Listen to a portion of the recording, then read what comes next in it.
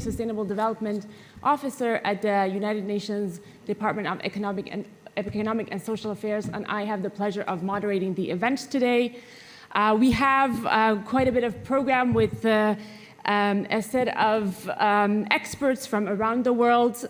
We are delighted to have them here today. Just to put the session in context, this event is happening because since 2019, UNDESA and UNFCCC have been looking at this issue of synergies between the Paris Agreement and the 2030 Agenda for Sustainable Development.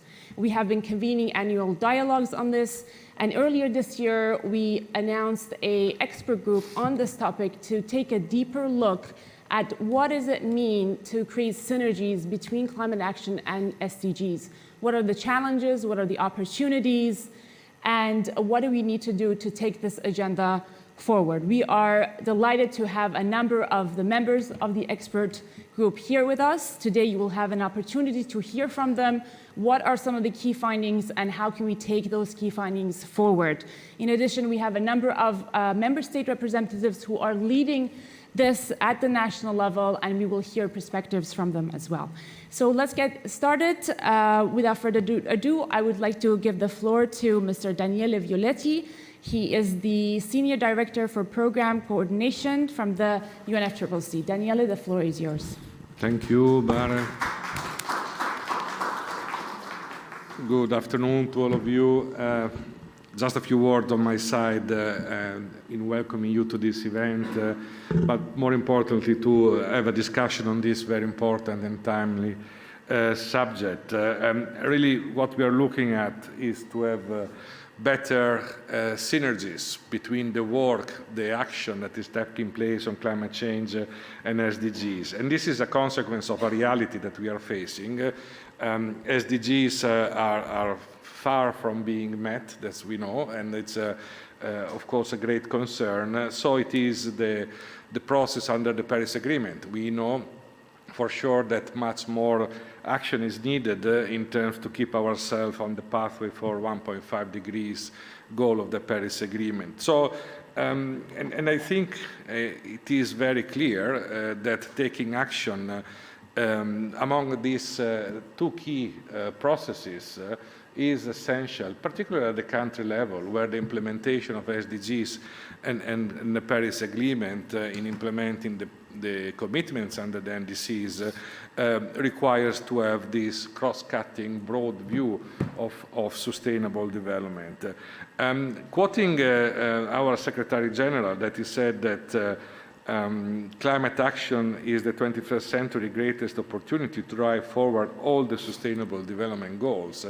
I think the work that we have been doing together with UNDESA and this group of experts is really critical and relevant. And the report that came up on this has really left no doubts that addressing both SDGs and climate action together in a synergistic way is absolutely the way to go.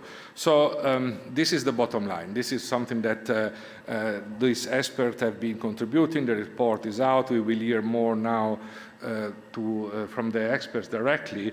But this equitable transition to this net zero climate resilient world is the way to go, and it is something that is also reflected in the ongoing negotiation on the other side of the blue zone here, particularly looking at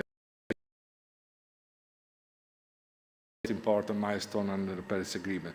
So I think I can really stop here, and I wanted to commend also the engagement of the ministerial-led of this work at the political level in seeing the importance of the nexus between SDG and climate. So, and look forward to hear. Thank you very much. Thank you so much, Daniele, for the opening remarks and for making your time and being here despite the busy and hectic schedule at the COP.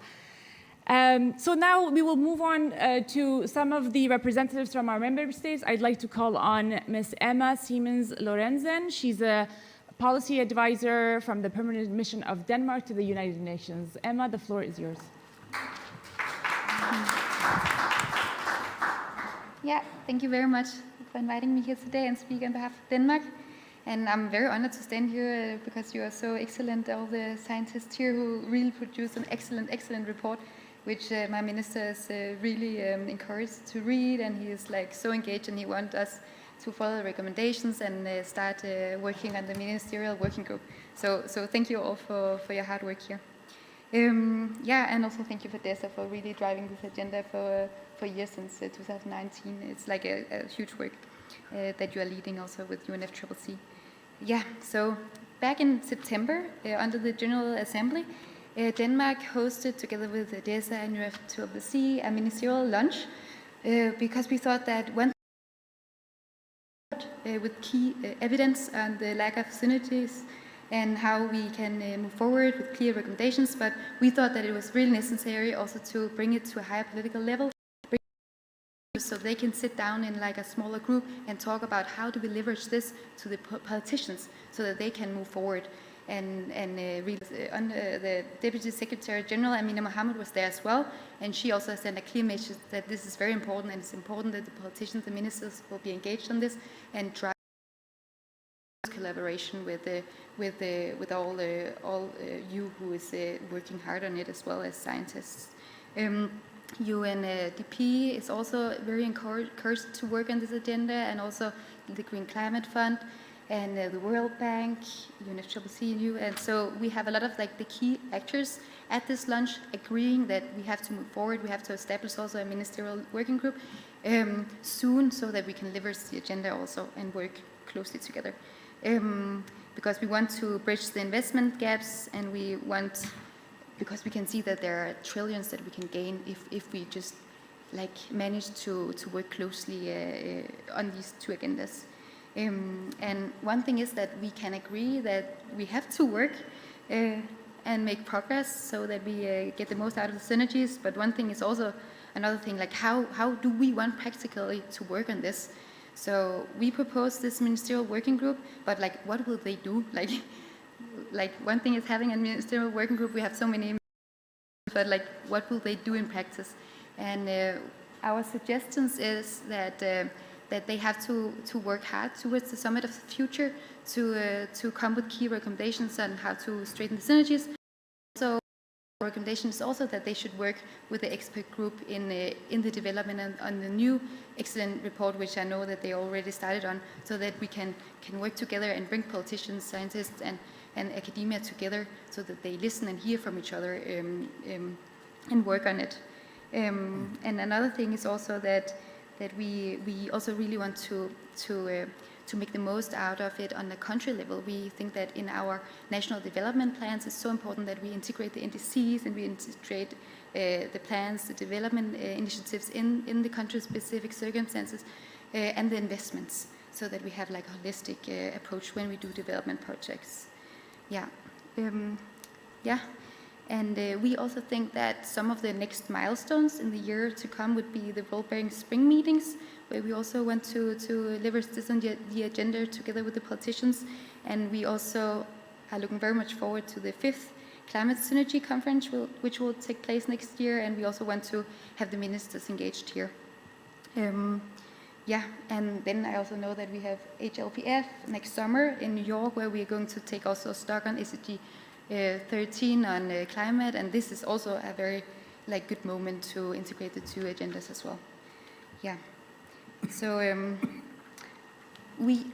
I have also like, when I'm based in New York, working for the Danish government in New York, but I also feel that there are some skepticism among some countries who is concerned that if we integrate it like in all our development efforts, then it will like have a result that it will not go so directly to like the normal the development assistance as we see today, because all will be like more directed towards climate. And if you have a lot of initiatives which is not climate driven, then they will not get these programs funded. So this is a skepticism that I see in New York, and this is a very important dialogue that I want to take with my colleagues to encourage them and to explain and to what is this? We are not going to take away your funding, but we're going to work on this, and it's not that we don't want to support this agenda that is not so climate focused as well. So we have to encourage everyone that this is important, and like to drive this agenda with the synergies is not that we don't want to do other development programs as well. And what we also have like specifically done also in this fall and the next one to come is like also all the time when we have resolutions, we have new agendas. We have the new agenda also in the Summit of the Future next year. We want to stress the need also to integrate this nexus. So we really try to speak more about it and to get more text into UN documents also on the necessity of this agenda. Denmark, we really want to continue to push forward on this agenda. And yesterday we also had a meeting here at COP, co-hosted by the minister from Rwanda and Denmark, where we have all other government representatives, and also some of you here were there, to leverage this agenda. Simon Steele was there, and like encouragement once again to establish this ministerial working group and move forward together to establish more common ground. Yes, and I think this was all for me, and I thank everyone.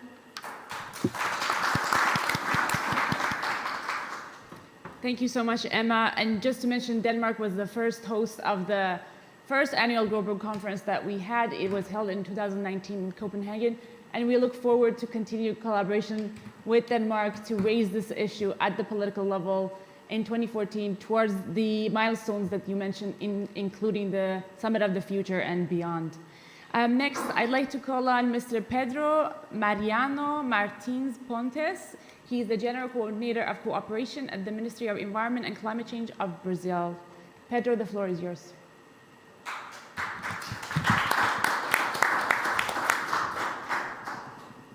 Good afternoon, everyone. Thank you very much for the invitation. It is a pleasure to speak here on behalf of Minister Marina Silva on the synergies of climate and SDGs agenda. Brazil is truly committed to tackling both climate and SDGs.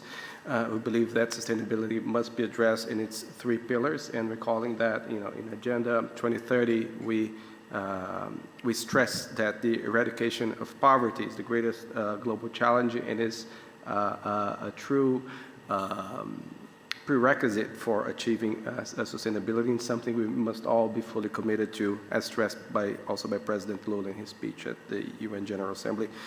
So the Agenda 2030 is something we feel closely attached to, since it's closely related to Rio Plus 20, and it brings back the pillars of the Rio Declaration and Agenda 21 that we all agreed to in 1992, and it forms the backbones of basically all of our public policies. We have this, the idea of advancing SDGs is really important for our as a direction in our public policies. And we believe that these synergies we're looking for, we have commands, we have, they're previewed in the agreements that form the baseline of our discussion. If we recall the principles and what's there in the just taken over the presidency of G20 in December 1st, a couple of days ago, and it's great honor to refer to the two task force that we're establishing this year in our presidency, and they're closely related to the topic that we are addressing. We have a task force on poverty eradication, and we have a task force on climate finance. Why are we having these discussions aside from the general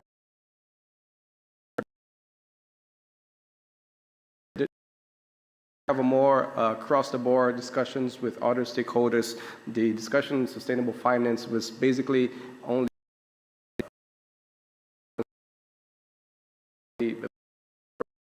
finance to bring some fresh air into these discussions, since it's having the means for implementation. It's fundamental for us to advance in our climate agenda. We will have this task force with a more horizontal and bringing new, try to really have deep and broadened discussions on how we can move forward on the agenda of climate finance. And same thing for poverty eradication, something that we cannot let, it must remain at the top of our agenda. So this is one way where we think that we really have to strike and look for these synergies. And one topic, one example, one area where we are already trying to let's say, in addition to the G20 agenda, but in our national agenda, something we're trying to do to address these synergies is in the agenda of forests. Forest is very important for climate. Deforestation, land use change, agriculture represents roughly 20% of global emissions, but at the same time, forest is fundamental for people. And this is something we cannot forget. In the case of the Brazilian Amazon, we have 28 million inhabitants. So we cannot conceive of policies that do not take these people into account. So in the case of Brazil, we managed to reduce, in present Lula government, we reduced deforestation by significant achievement. But in the medium to long term, we need to have the right incentives in place. This is one of the reasons why, for us, when we discuss forests, restrictive view of trying to, let's say, just not importing anything that might come from this region, we have to think of the positive incentives we can put in place. And this is why we are having a national policy on bioeconomy. And this is the third back to the G20 agenda. This is the third initiative outside from the regular working groups that we are carrying out this year, specifically on bioeconomy. Why? We believe that there is much more we can do to value biodiversity and try to really support those who are on the front line of protecting biodiversity, trying to obtain more resources from this conservation. While we have more than 70% of our the food systems that are based on less than 10 different crops, this is one idea that fostering novel foods, and especially those that are closely linked to ecosystems such as forests, forward, where we can try to help the local communities that are close to forests and other ecosystems, be it as food, be it as their role in cosmetics, in pharma. So this is one agenda with a lot of effort at G20, is that we need to have some other forms of funding to sustain and not just something that goes beyond carbon markets, RED Plus, and so on. So we have this mechanism, and our idea is to start this discussion now. We've had panels and seminars both on our pavilion and in other fora here. And our idea is to kickstart this conversation so that by COP 30 in Belém, which we will be glad to welcome all of you, we will have a fully fledged mechanism in place to support the maintenance of forests. So this is what I wanted to stress on the synergies and climate and SDGs and how we're taking up at the G20 and on the road to COP 30, and be more than happy also to advance this agenda on future specific conference. I think we're having something in Rio, particularly on that next year, and be glad to take it up further. Thank you. Thank you so much, Pedro, for, again, both Pedro and Emma, for your availability despite the hectic schedules here for member states. Also for highlighting so clearly concrete examples on how Brazil is bringing these two agendas together. And we look forward to collaborating with you in the next several months. Of course, there's multiple opportunities. You mentioned the G20, you mentioned COP 30. So we look forward to continuing discussions with you. Now we will turn to more the sort of the technical side of the event, where we will have a presentation on this first global report on climate and SDG synergies. As mentioned before, this report was co-convened by UNFCCC and UNDESA, and it was developed by 14 experts from around the world. So we are very delighted to have some of the members here. And now I will call Mr. Luis Gomez Echeverri, who is the Emeritus Research Scholar for the International Institute for Applied Science, System Sciences, IIASA. He's also the co-chair of the Climate and SDG Expert Group.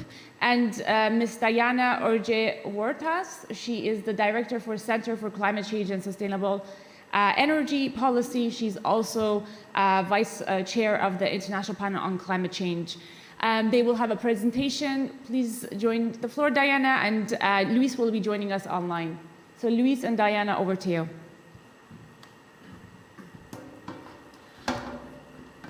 Thank you very much. I don't know if technicians can, Thank you very much. You're welcome to start, Luis. Okay, thank you very much, and good afternoon, and it's a privilege and an honor to have the opportunity to present some of the highlights of our report. And again, I emphasize, these are only some of the highlights.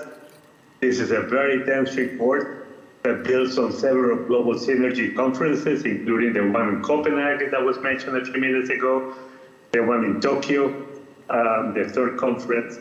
And if we can go to slide 2, please. Here, I just want to give a very brief word on the definitions of synergies. Synergies, which is the purpose and the theme of the whole report. The first thing is that synergies occur when multiple actions combine to produce a result greater than the individual contributions. And in the context of climate change and SDGs, adopting synergistic approach means addressing these challenges together, which amplifies the impact of the policy. Our report presents plenty of evidence of the amplification of impact when climate and development challenges are tackled together.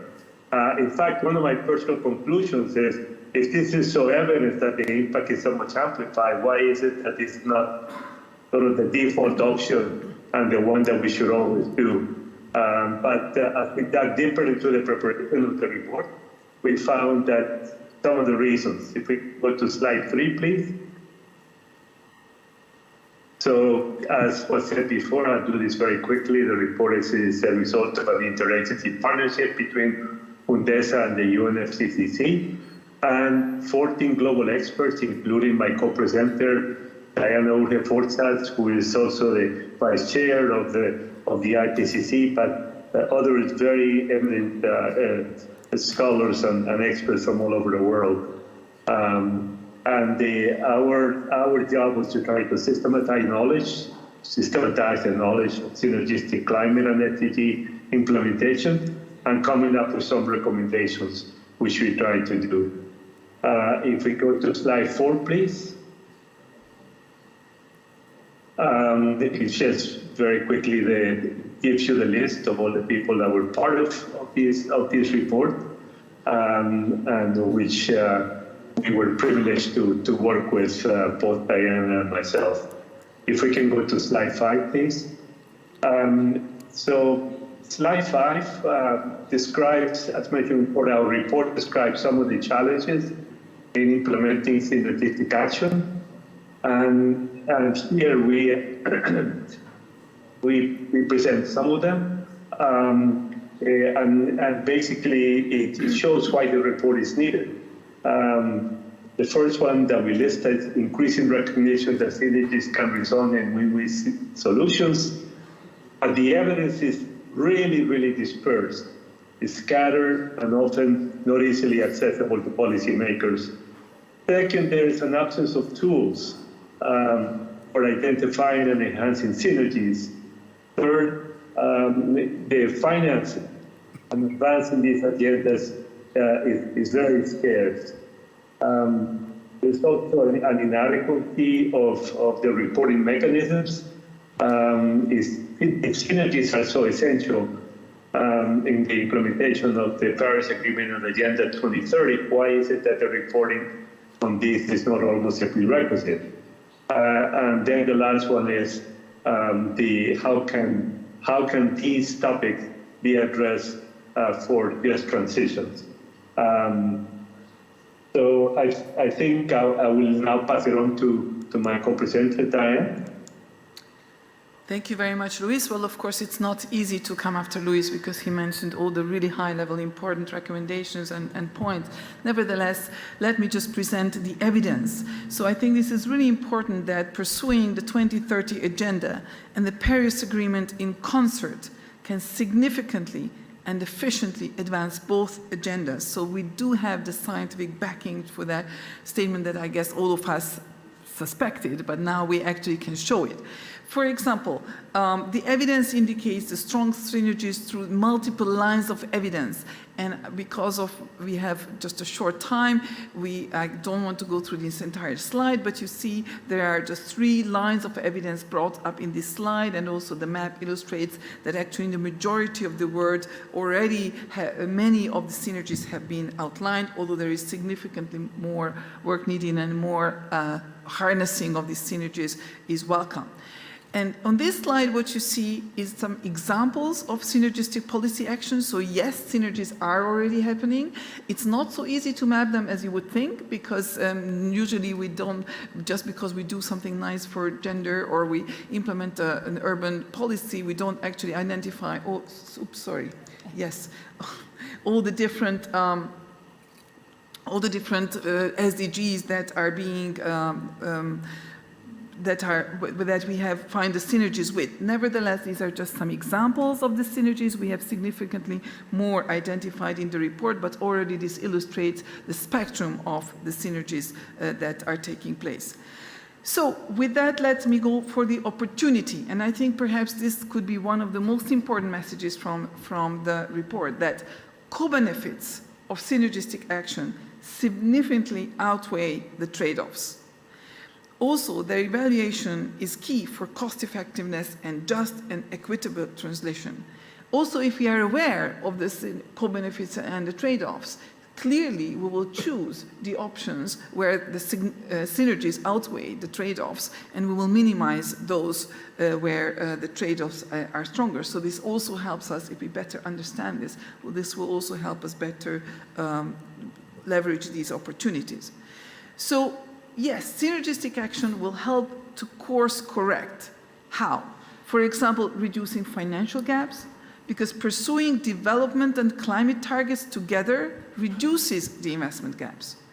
We can achieve the targets faster because integrating social dimensions enhances the chances of reaching our climate targets. Also, we can facilitate the long-term vision because synergistic co-benefits balance the short and long-term gains, and through this we can gain stakeholder support. But the most important perhaps is ensuring the just transition, because if we do synergistic planning, we will ensure a just transition and limit the trade-offs of climate action. So with that, I want to hand back to Luis, who will talk about how to overcome the barriers. Luis, over to you. Thank you very much. And if we can go to slide, actually we can go to slide 14. And here we present some of we said that there were a lot of areas that we found as we were preparing the report. And we sort of categorized them in three topics. The first one is about knowledge. There is really insufficient knowledge of SDG and climate interactions. And as I said before, when it is accessible, it's accessible and dispersed all over without having a systemic access to this information. There is a lack of accessible and applicable methodologies.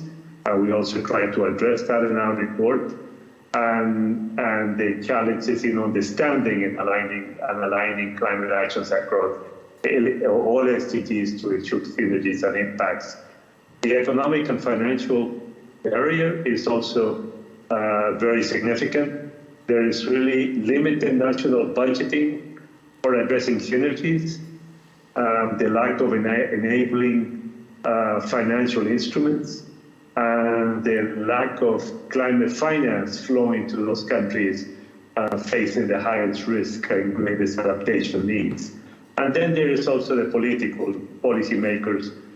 Political cycles cause challenge changes in political priorities, lack of political motivation for climate policies, as we have found out here in the discussions in COP28, and the lack of transparency in responsibility for implementation. These are some of the challenges, but there are many, and I think in the report we list these many challenges. So if we can go to the next slide. There's also context specific barriers, and we found that we really have to analyze these context-specific issues in order to maximize the co-benefits. North and South, for example, low-income and middle-income countries, they experience stronger linkages as SDGs progress and financing challenges outweigh climate change impacts. The urban setting, cities present a major opportunity that we really need to emphasize and try to address.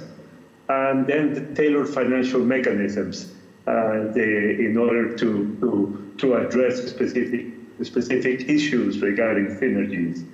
So with this, let me pass it on to Diana again.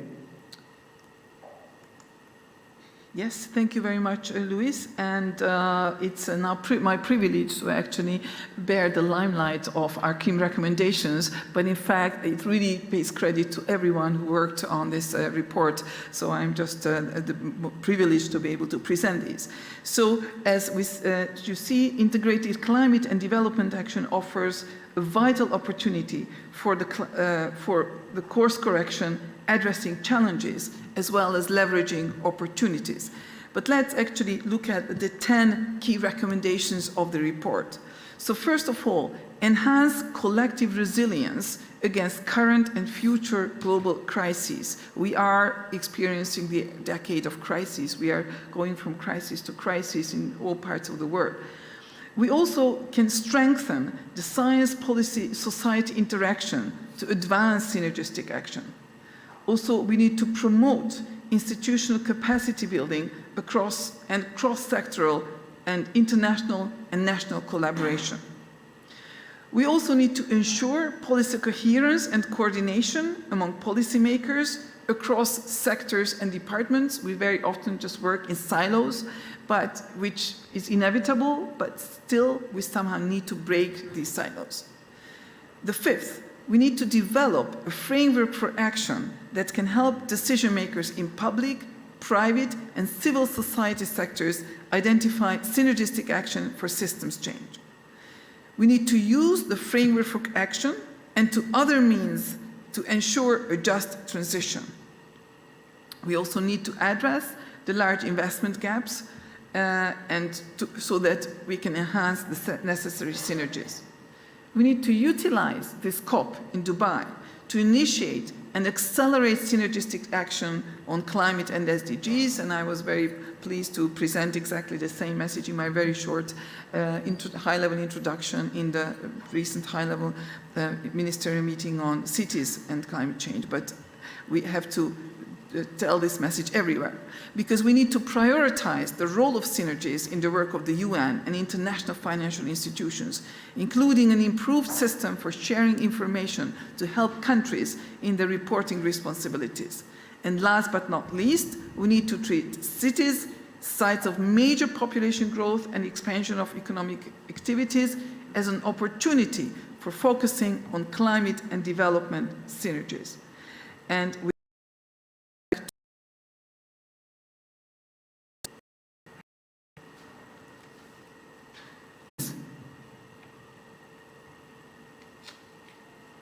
I don't know if you can hear me. yes. If we can go to slide 19, please. We are there. Very good. So thank you very much. And just to finalize our brief presentation, the report has been extremely successful and has been received with a lot of praise. And then there is the decision to deal with the second report, and there it will be focusing on 4 areas. The first one is improving, and all of them are actually addressing shortcomings that we identified in the first report. The first one is trying to come up with better knowledge and data, and all knowledge and data platform. The second one is improving on policy framework for synergistic action, including coming up with a framework for action that can help policymakers easier implementation of these policies. The third one is the financial system, which there are a lot of recommendations for the reform of the financial system in the following year, and all of these will be hopefully provide recommendations for this. And then the fourth one is focusing on cities platform for cities action. My apologies for not being there, for the sound system being a little bit not very good. We did have the report.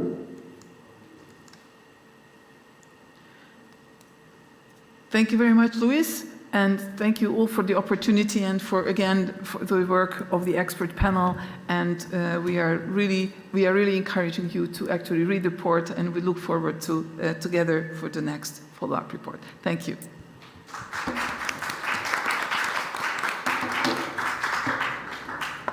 Thank you so much, Luis and Diana, for the presentation and for all the work that you have done to make this report happen. And also the same goes to all the panelists here, some of whom devoted the last few months to bringing this report to life. The QR code for the report is on the last slide that you can see. You can take a look if you may. And now I'm going to turn my attention to the experts that are with us today. Let me briefly introduce the panelists, and then we'll have a discussion about the report, its key findings, why it's important to you, and then what we need to do going forward.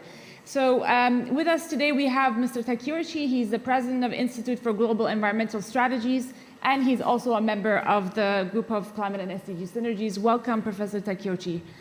We have Ms. Tulula Oni. She's a clinical professor from the University of Cambridge and the founder of Urban Better. She's also a member of the expert group. Welcome, Tulula. We have Mr. Vikram Wich. He's the senior advisor of the Climate Policy Initiative. We are very delighted to have you. CPI Via Barbara is also very much engaged in the production of this report and the next steps of it. And then last but not least, we have Ms. Catherine Brown. She's a research fellow from the Stockholm Environmental Institute, and SEI is also part of this report, and very happy to have you with us, Kate. So we heard about, from the member states, on the political importance of the climate and SDG synergies. We also heard about the importance of inclusive and just transition, and as we think about how this idea around synergistic action on climate and SDGs come together. So inclusivity of the voices of people who are most vulnerable and impacted by the climate issue, as well as making sure it is done in a just and equitable way. Let me turn my attention to Mr. Takeuchi, Professor Takeuchi. From your perspective, the work that IJUST is doing, why is this topic so important? Thank you very much, Bahare, for your very important questions. IJUST is an organization dealing mainly the issues of climate change, resource efficiency, as well as the biodiversity conservation. And since I became a president of the IJUST, I have been insisting the importance of integrating rather fragmented activities on our research and implementation. And therefore, this Synergie conference became a very important tool for us to disseminate our ideas to the global community. I have been attending to this conference even the beginning in Copenhagen. And one thing I would like to say is that we need to have the other aspects, including the clean air initiatives. I just had been conducting the co-benefit approach between the climate change mitigation and pollution control. So this idea could be expanded to the idea which we are discussing. So this is one point that we try to give an input to the Synergie conference. And second one is the importance of localizing of the synergies. We have in Japan decarbonization frontrunner cities as well as we have the regional circulating and ecological sphere concept, which we call is a localization of SDGs. And these two concepts is quite interrelated. And based on the synergy concept, we could integrate these two different approaches. And this will be strongly related with our governmental policy on the environment. And therefore, we want to localize this idea and try to disseminate this idea to the other part of the world. Particularly, we are focuses on the issues in Asia and the Pacific because our institute is focuses on this area. And therefore, expanding this idea to the other part of the world is another example. And third point I would like to emphasize is the importance of including the biodiversity discussions. Last year, we had a very innovative concept of nature positive by the year 2030, as well as the 30% of the terrestrial and the marine ecosystem to be protected by the year 2030. So these things are closely related with the climate change mitigation and adaptation. And even the IPCC started to discuss with the EPBES on the synergy between the climate and biodiversity. So these sort of things need to be combined. And these ideas were included in the final report. And so we are very happy that we could include these ideas. Thank you. Thank you, Professor Takeuchi, and for bringing attention to the issue of nature and how that is fundamental both to the 2030 agenda but also the climate agenda. Talula, over to you. Now, health has been a major topic at this COP with the first ever Health Day. And urbanization, of course, today, so many discussions on urban issues, and I know these are two of your passionate topics. Can you tell us a little bit about them? Why is it important, and what messages do we see in this report vis-a-vis those two issues? Thanks, Vare. Good afternoon, everyone, in person and online. I'm going to reflect on three things that really stick out at me from the report. So cities as a point of intervention, as was just presented as a recommendation. The second is health as an important entry point to optimize the framework for action that was proposed in the report of context sensitivity. So I'm going to reflect on that. But I'll start with an anecdote just to really emphasize the importance of what we're talking about here. Yesterday, I was organizing an event at the SDG Pavilion. It was my first of this. So I was in the right building. I knew I was in the right building, and I thought, okay, let me just ask somebody where the SDG Pavilion is. So I asked one of the people in charge, where is the SDG Pavilion? And she asked, what does SDG mean? So I think that is a really important anecdote to highlight how much work we have to do in optimizing the climate and SDG synergies. Because one of the things that was highlighted in the report is that the synergies between climate action and over 80% of targets in the SDGs. So despite this really interlinkage, we still have this lack of recognition. So the first thing is on the cities recommendations, first of my three. Why cities? Well, this is where increasingly the majority of us live globally, is over 50%, forecast to be 70% by 2050. So if we're thinking about health, we have to go where people are. Cities are also the source of the majority of greenhouse gas emissions. Most of the sources of the greenhouse gas emissions come from industry and activities that are concentrated in cities. If you're thinking about energy, if you're thinking about industry, if you're thinking about transport. So really, it's going to be absolutely critical.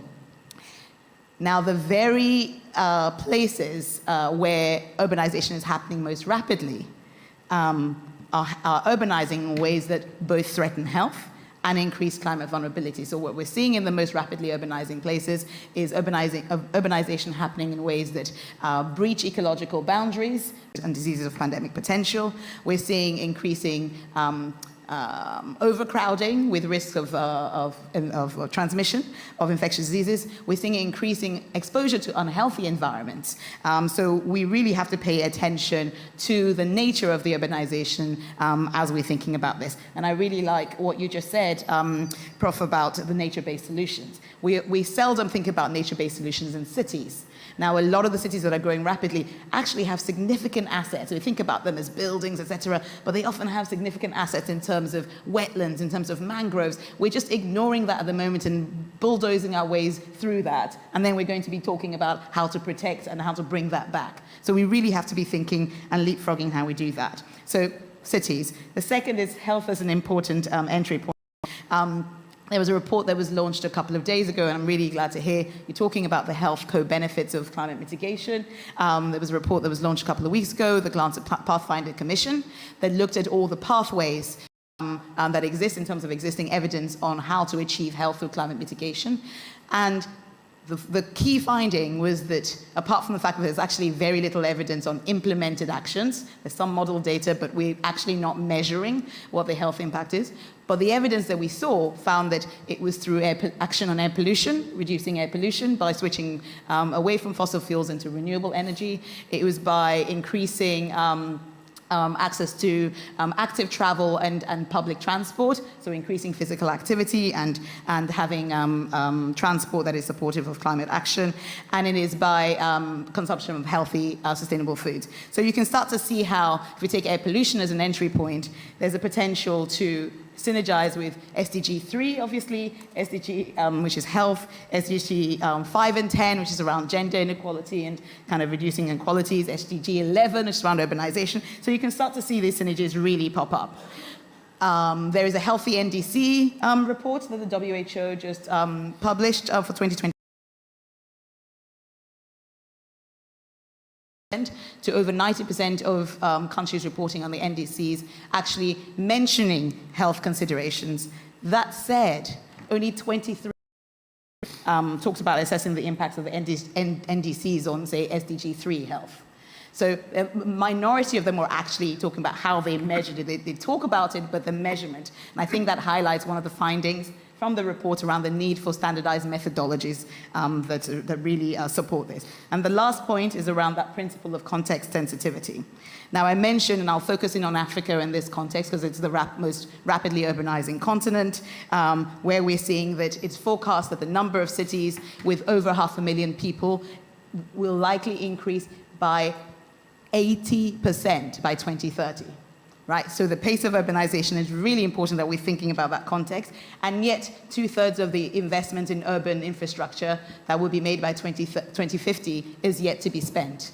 So there's a real opportunity here to really consider that synergy in how we do things. It's the same context where we're seeing rising obesity. Of the top 20 countries where obesity is rising fastest, 8 of them are on the African continent. So we really need to start thinking about how to optimize health, creating environments that are supportive of physical activity whilst reducing action to air pollution. And lastly, because it's the youngest continent, right? The median age is 19, just over 19. So the opportunity to protect health and actually keep people healthy rather than continuously chasing an ever-increasing burden of disease that bankrupts the budgets of countries is really critical, and it could be really play a leading role. And we are seeing, to finish off, seeing low and middle income countries play that leading role. If you look at the Global Climate and Action Alliance's Healthy NDC scorecard, of the countries that, out of 16 countries are scoring, the total score is 18. Out of those, 11 of the 18 of the out of those scoring over 11 out of 18, so a good score, all of them were in low and middle income contexts. So it's important to recognize that even as we need to increasingly focus our actions, our finance, our kind of design in these contexts, at the same time, even in the resource constrained settings, these contexts are actually starting to play a leading role in thinking about their synergies, and it's important that we recognize and support that. Thank you. Excellent. So many great points to Lula on concrete examples on how issues of climate and development can come together to result in greater impact and co-benefits. On the SDG Pavilion, for those of you who are interested, it is in Building 88. It is actually organized by UNDESA in collaboration with UNFCCC. We do have over 80 events planned there, mainly to highlight the linkage between the various SDGs and climate. We do have SDG pins, but you have to be able to name all the 17 SDGs to get one. So go for it. Let me now turn to Vikram. So we heard about finance. Luis mentioned it, one of the major barriers. What can you tell us about where we are on discussions related to finance when we look at the climate agenda, the SDG agenda, and both critical finance is important to both agendas, and how, where does climate SDG synergies come when we talk about the financial reform, financial architecture, realigning finance, and those issues that we need to pay attention to? Thank you. Thank you for having me. Madam Moderator, can I indulge? Can I ask the audience a question? Of course, that all right? go ahead. My question is, who here does not actually think that climate and development and therefore all the SDGs are in fact synergistically aligned inherently? Sorry, I don't want to pick on somebody. Feel free to raise your hand, because then we can try and answer that question as to why, right? I mean, the reason, why do we even need this report, right? I mean, and there's a, can we actually address zero hunger, SDG 2? Now, don't test me on all 17, but I could get there without actually addressing the issues, not the technical issues, the financial issues around sustainable, resilient agriculture, right? We talked about good health and well-being. Can we actually do that? Is air pollution not an issue? And all the solutions for air pollution, the back door is climate, whether it is removing fossil fuels, whether it's going to electrifying transportation, building efficiency, all of those issues. And this links back to how the money has to flow, right? And in fact, I think air pollution provides an opportunity, for example, to switch it, to not address global issues that may have local benefits. This is local benefits that have global co-benefits. And cities need to be doing this because they're losing their tax base. I come originally from the city of Delhi, probably one of the most polluted urban populations there. I'm going there tomorrow. I'm not looking forward to that other than seeing my mother. Point is, Delhi is, if it doesn't get its act together, is going to ultimately have a longer term impact on its property tax base, on the development of human capital. All these things are linked to other SDGs, right? So I just don't want to go on. I just want to, extreme heat, you talked about cities. Now, air pollution may be a mitigation issue. Extreme heat is a totally adaptation issue, right? I mean, we have to deal with it from a city's context. Why is it then that we even have SDG 13? Okay, it's more rhetorical. Please don't cancel it. Otherwise, I've been working on climate finance for nearly 30 years. I've been with CPI. As some of you know, we contributed to the report. Deep expertise in policy and finance to sort of help advise governments, financial sector, businesses on how we can support economic growth while addressing climate change. But that means, with a focus on emerging markets, that has to be everything, right?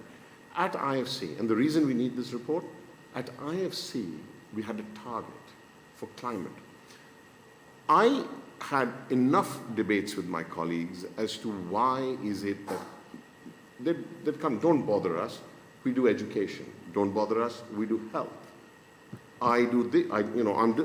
But my argument is, let's sit down, let's take all the other 16 SDGs, and I'm willing to debate anybody and find either mitigation or adaptation-related actions that will map into every one of those. But it's not understood even in the development finance community. We are still separating development as embodied in the SDGs with action on climate. And that sort of ends up skewing two things. How do we manage the climate risk, whether it's mitigation or adaptation related? And then it comes to time and money. We don't have the time, we don't have the finance, we don't have the implementation capacity to try and think of these two agendas separately, right? I mean, we have to consider mitigation and adaptation together.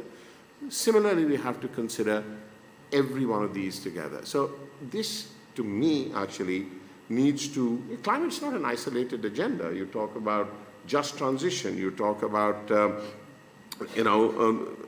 whole issues around planning in terms of communication. There is still, the comms people tell me that the climate agenda is not well understood and is not well accepted. Why is that? And so I think if we are not going to coordinate the two agendas, the opportunity is in creating a multiplier effect.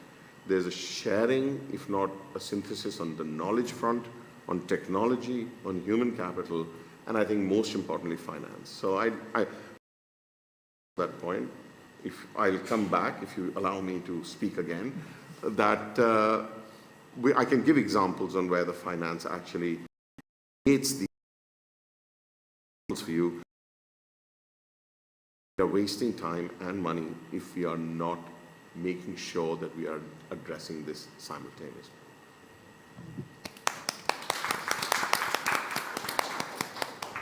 Thank you, Vikram. So many great points there. And I think it's a good segue to Catherine. I think one of the issues Vikram is pointing out is that we all know it's important. It has to happen, but we're not seeing it happen at a scale that is needed. And one of the recommendations, or one of the sort of areas that was identified in the report, is this the disconnect between evidence, policy, and society. From the perspective of SEI, how could that be addressed, or what is SEI doing to contribute to addressing this barrier? Yeah, thank you. As Bahare mentioned, our executive director, Måns Nilsson, was a contributor to this report, and so policy coherence is very close to our heart at SEI. And we've been working on a 5-year project to look at, empirically look at national implementation of climate and development goals simultaneously, and the barriers and opportunities there. So we're looking both at how to maximize the synergies and also how to mitigate the trade-offs. So I thought I would just share a few of our insights from that work, which is sort of wrapping up this year, and try to connect it a little bit to the findings of the report shared here. So one of the things that I think is an important takeaway is that there's been a narrative around policy coherence that it's a technical challenge, and often when we see incoherence or an inability to capitalize on synergies, in this case, that it's because of low institutional capacity. And so a high-level finding, we have 9 case studies, and they sort of span the full spectrum of economic development. And we see incoherence in all cases. So it's not just a technical and capacity issue. We see it, for example, in Sweden, where SEI is located. We see it in Germany and in Australia, and especially connected to the just transition challenge. So if it's not just a technical challenge, we would argue that it's maybe primarily a political challenge. And so I was very happy to see the political barriers aspect of the report. And I would also sort of build on the list, which is to say that it is often, and particularly when it comes to just transitions, a challenge of vested interests. There are a lot of powerful political players that do not want to see coherent policy on the just transition. And that is an unfortunate challenge that we're facing, but one that we need to acknowledge when we're going to talk about building on or maximizing synergies, is that there are people who do not want to maximize synergies. The other thing I would say is that there are also different ideologies. You know, we have different visions of what we want from the future and different pathways that we see for our own development. And that differs between countries for lots of different reasons. But that's, I think, an even more difficult challenge in a way to try to reconcile or build together on these ideologies. The other 2 things that I would say is that we also see that the issue is often not at the stage of policy content. So we've done these policy matrices that really sort of overlap climate and development policies, and we see that the policies themselves are actually quite coherent and that there are a lot of synergies, but that the issue really comes at the implementation stage. And so again, this goes back to what's actually happening on the ground, not what's written on paper. And that again is very challenging to sort of address. And the final thing I'll say is that this has major implications for inequality and this overarching goal goal of the SDGs, to leave no one behind. We did a big literature review that looked at this relationship and found that actually in many cases, more coherent policies can actually exacerbate inequality. And again, this goes down to, well, who is coherence working for? And, you know, for example, very authoritarian governments can be very coherent, but perhaps they're not thinking about the most marginalized groups, or that's not their priority. So all to say that it's a very challenging situation when we look at the national level implementation, and then I think our argument would be that we really need to face the political realities and obstacles that we're facing.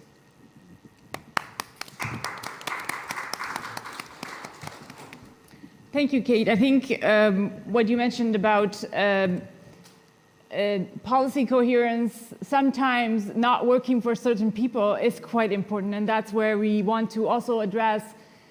When we talk about synergies, there's benefits and then there's trade-offs. So we need to address the trade-offs. And for countries to be able to do that, they do need to have the capacity, the tools, the sort of support that they need to be able to evaluate both the benefits and the trade-offs and to make the informed decisions. So that's very important.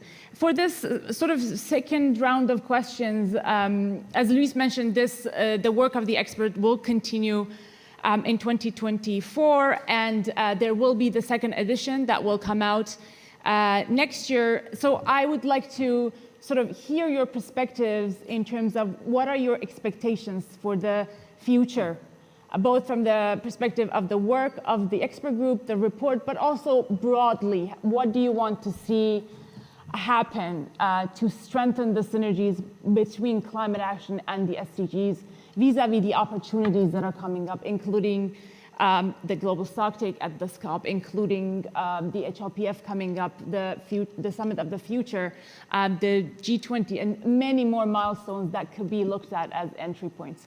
So maybe Mr. Takeuchi, over to you. Thank you very much. I would like to start by saying the importance of the strengthening the scientific basis for the synergies between the climate action and the SDGs.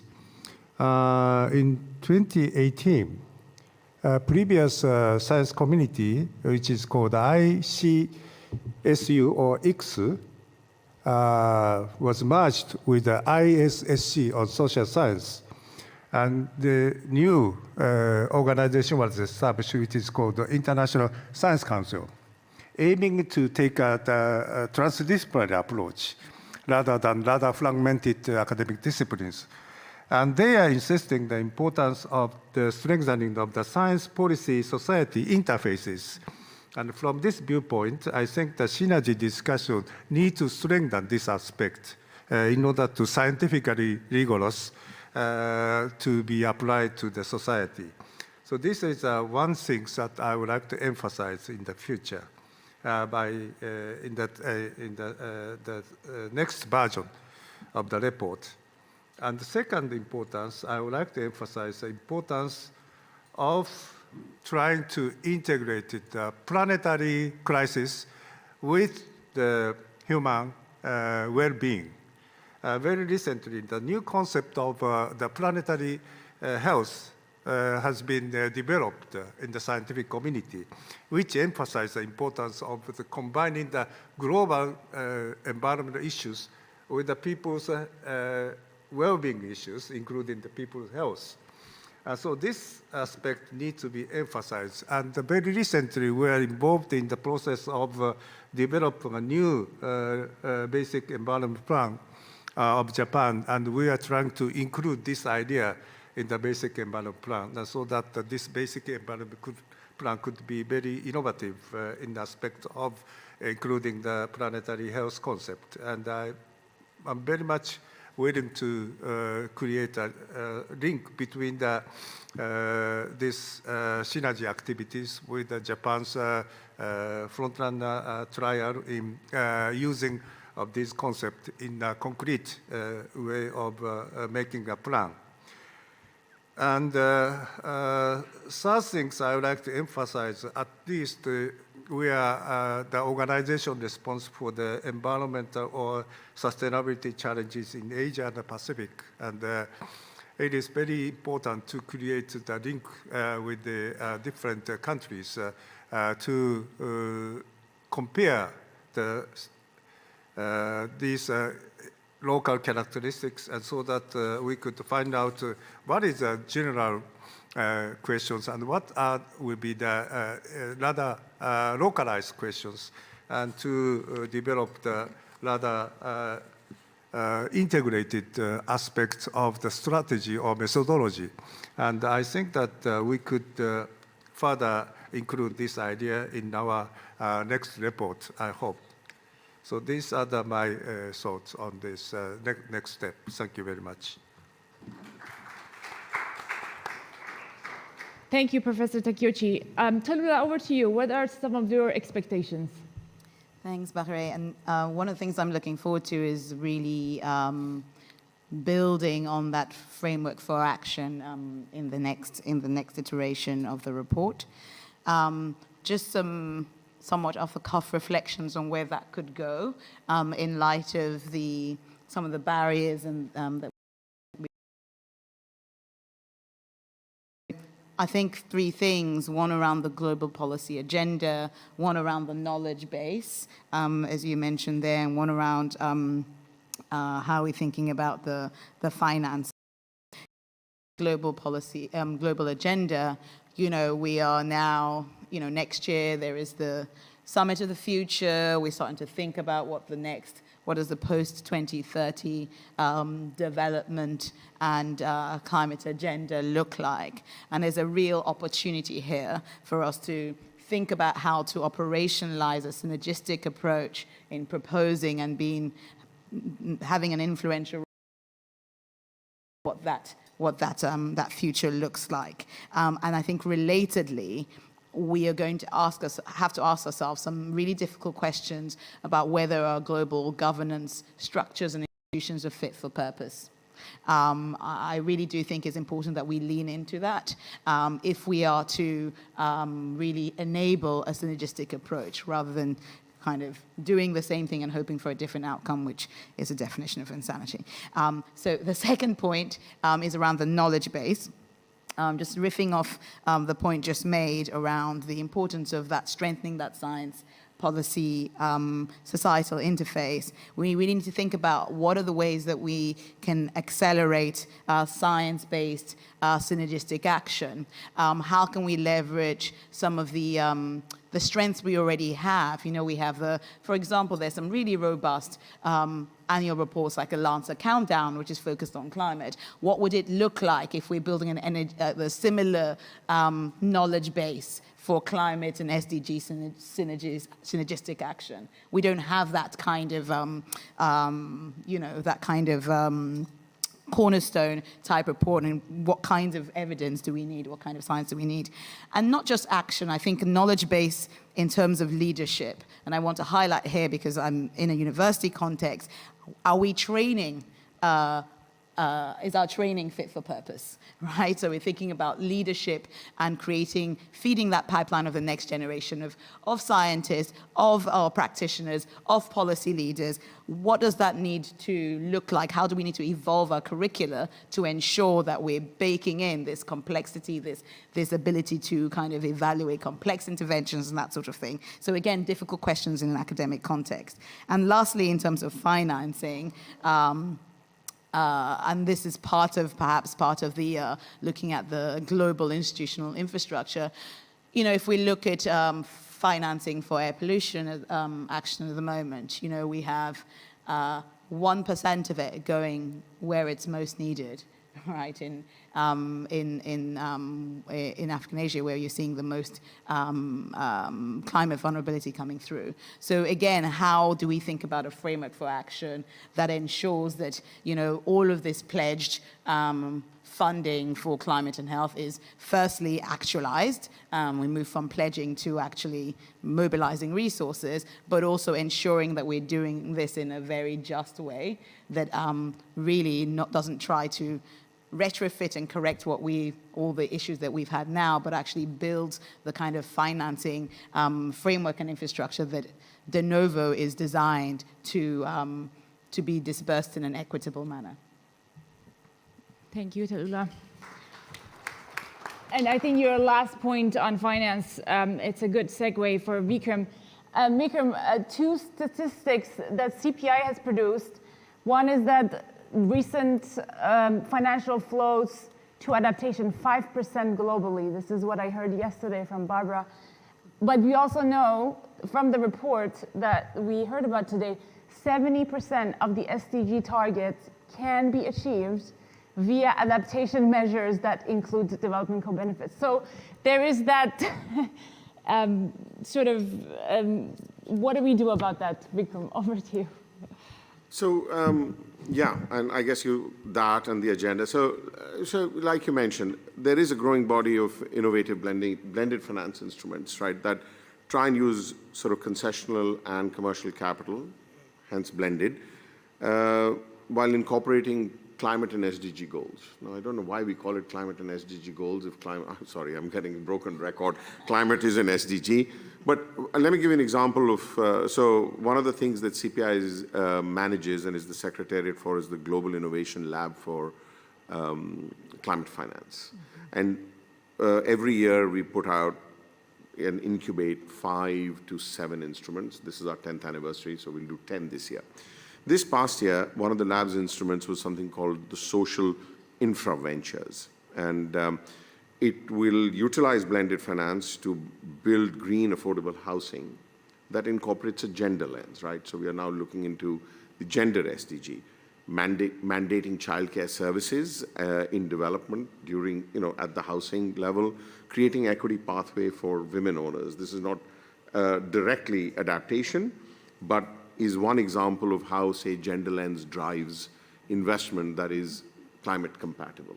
Another example is, which the lab has incubated in the past, but there's been no traction, is help cities address air pollution through something called Breathe Better bonds. It didn't take off. The question we have to ask ourselves, why not, if the financing and the development have to align? So perhaps we need to advocate for establishment of incentives, right? I mean, you're talking about only 5% going to adaptation. If countries can successfully integrate climate actions into their own SDG agenda, in their sustainable development agenda, and they achieve positive outcomes across multiple SDGs, then perhaps there should be incentives. Perhaps rating agencies need to be paying attention to this as well, because at the end of the day, becoming more inclusive in terms of how we evaluate the. Final words on your expectations for the future. Sure. I think there are two things for me. One is I think that we need to continue to bring visibility to this sort of way of understanding synergies and trade-offs at the national level, and I do think that tools are an important part of that. I also think that those processes need to be more inclusive in terms of thinking about these trade-offs and who the burdens fall upon when we're trying to make simultaneous progress on climate and development. The final thing I'll say is when you asked your initial question about whether they're inherently synergistic, I actually wanted to raise my hand and say that I don't think they are. Like, I think there are actually inherent trade-offs in between climate and development, and that it's more synergistic than not. But that if we look at something like a just transition, if we look at, say, just to pull a country out of the hat, India, like there are going to be inherent trade-offs between the effort to keep coal. Important to acknowledge that an expectation, but my wish would be that we actually can focus on trade-offs as well as synergies. I, like half in jest, have said we should have a global. But collectively, I think the case we need to make is that those trade-offs are manageable. The transitions can be ultimately funded, but we just need to get super smart about it. So I totally agree with you. Nobody's going to come to the trade-off conference. No, absolutely not. Excellent. On that point, and it resonates very well with one of the major sort of messages of the report, that there is trade-offs, co-benefits, but in the majority of the cases, co-benefits outweigh the trade-offs. Thank you so much. I wish we had more time to continue with the discussion. This has been an incredibly insightful conversation. I thank you all for joining this panel, and we look forward to working with all of you towards the development of the next report. And now, before we close, we have the honor to hear from yet another champion country who is leading the way on climate and SDG synergies. We have with us maximizing addressing planetary crisis.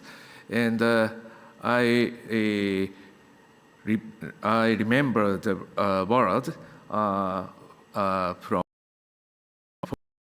Minister, Mr. Koizumi. He said to the officer of Ministry of Environment, we need a Ministry of SDGs. Yes, actually. And to reflect, we would like to reflect today's discussion and also side events during this COP28 relevant with synergies. Government of Japan will propose a resolution for UNEA 6, promoting synergetic approach to address the climate change mitigation and adaptation. Government of Japan, together with UNU, has been conducting to collect and share and learn from local good practices and knowledge to create synergies based on the sustainable use of landscape and seascape, etc.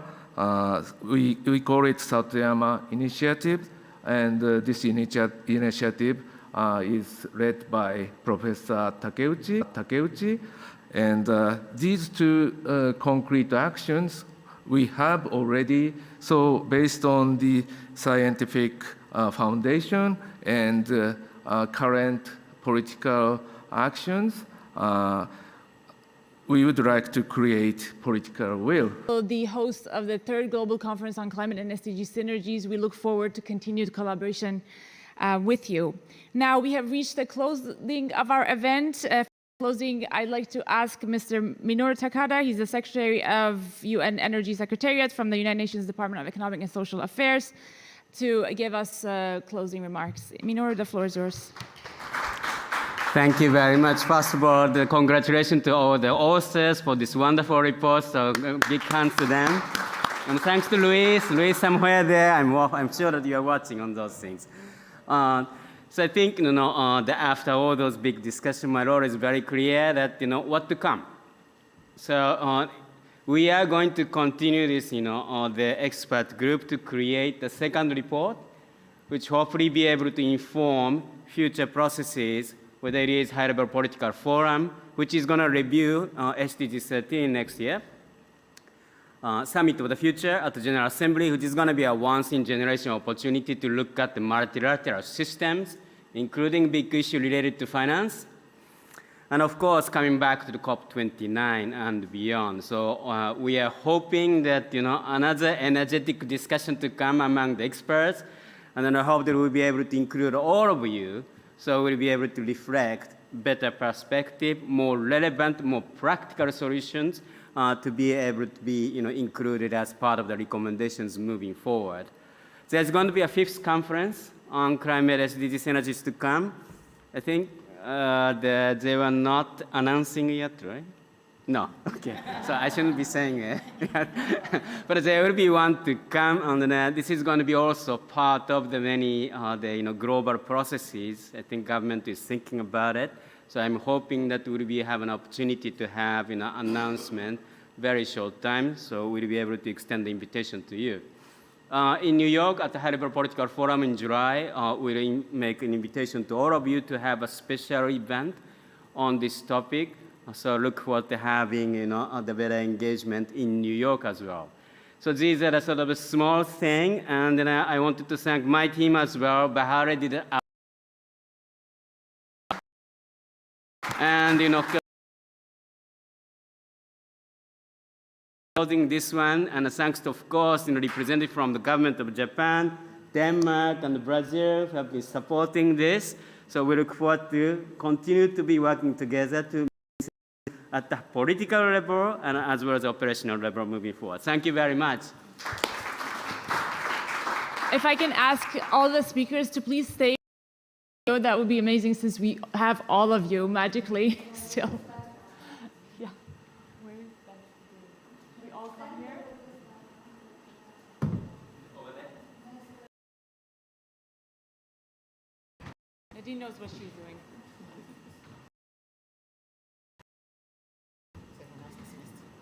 But won't you see that she is?